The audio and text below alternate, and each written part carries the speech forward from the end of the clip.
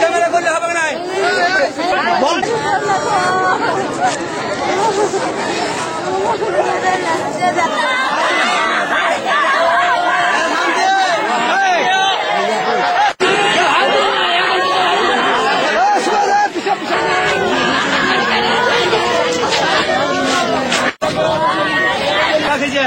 সুইলের বুকে যে টাকা খায় তাকে আমরা এখন চাই। সব পাড়া চাই, কি পারে না প্রশাসন।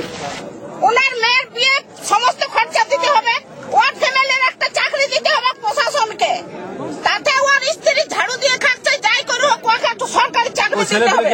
ওর ছেলে নাই, ওর মেয়ের বিয়ে 20 তারিখে সমস্ত খরচা প্রশাসনকে দিতে হবে। আর